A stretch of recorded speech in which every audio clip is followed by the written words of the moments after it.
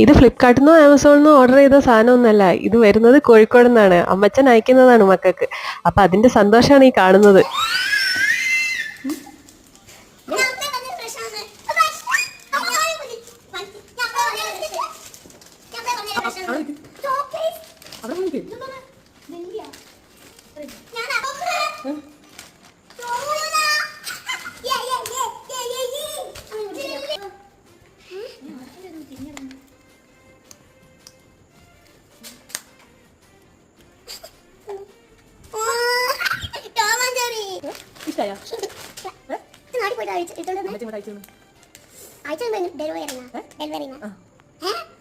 ഇതിൽ ഈ ബ്രഷാണ് ഇവർക്ക് കൂടുതലായിട്ടും ഇഷ്ടമായത്.